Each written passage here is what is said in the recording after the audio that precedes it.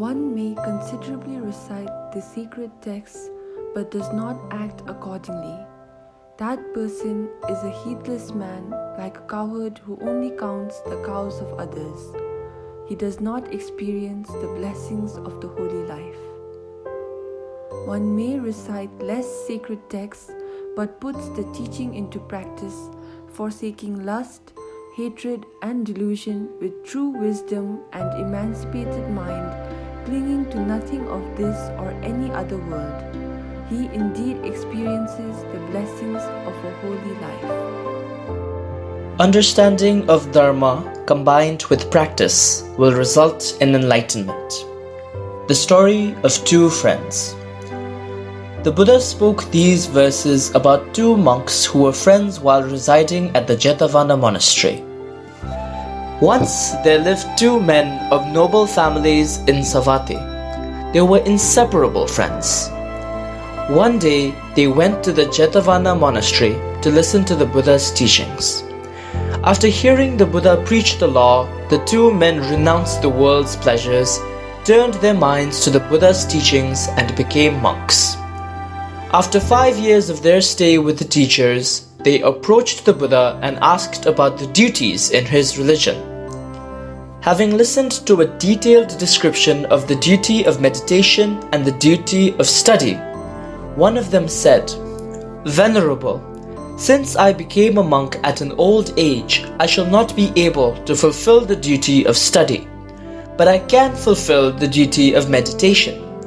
So we had the Buddha instruct him on the duty of meditation as far as a hardship.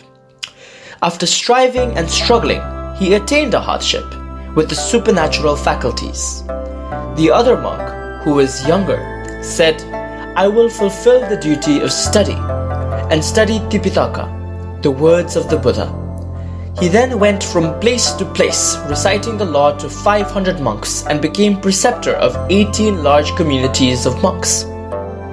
Soon after, a group of monks, having obtained a formula of meditation from the Buddha, went to the older monk. By faithful observance of his practice, they also attained a hardship. Shortly after that, the monks paid reverence to the Venerable and said, "We desire to see the Buddha." The Venerable said, "Go and greet the Buddha in my name. Likewise, greet the 80 chief venerables and my fellow elders." The monks then went to the Jetavana monastery and greeted the Buddha and the venerables, saying, "Venerable, our teacher greets you." The younger monk who went to fulfill the duty of study asked the monks, "What have you learned from him? Of the Dagga Nikaya and the other Nikayas, have you learned a single Nikaya? Of the 3 Pitakas, have you learnt a single Pitaka?" And he thought to himself about the older monk. This monk does not know a single stanza containing 4 verses. As soon as he became a monk, he took rags from a dust heap, entered the forest, and gathered many pupils. When he returns, I must ask him some questions. Later, when the older monk came to see the Buddha and the 80 chief venerables, the younger monk provided him with a seat of the same size as his own and then sat down, thinking to himself, "I will ask a question." At that moment, the Buddha thought to himself, "Should this younger monk annoy the older one? He is likely to be reborn in hell."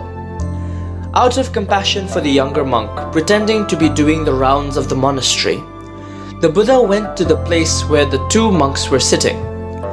It was usual practice to first prepare a seat for the Buddha wherever the monks sat. The Buddha sat down on the seat already prepared for him.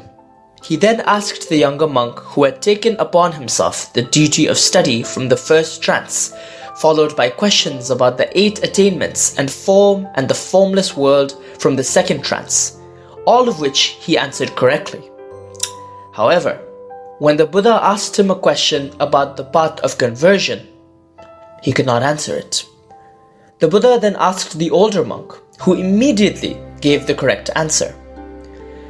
Well done, monk," said the Buddha, incredibly pleased. The Buddha then asked questions about the remaining paths in order. While the monk who had taken upon himself the duty of study could not answer a single question, the monk who had taken upon the duty of meditation and attained a hardship answered every question correctly. On each of the 4 occasions, the Buddha applauded the older monk. Hearing the Buddha's applause, all the deities from the gods of earth to the gods of the world of Brahma, including Nagas and Garudas, applauded as well. Feeling offended, the pupils and fellow residents of the younger monk said to the Buddha, "Why did the Buddha bestow applause on each of 4 occasions that the old monk answered, who knows nothing at all? But to our teacher, who knows all the sacred word by heart and is the head of 500 monks, Buddha gave no praise at all?" The Buddha said, "Monks, in my religion, your teacher is like a cowherd who only counts the cows of others. But my son, the older monk, is like a master who enjoys the 5 products of the cow at his pleasure."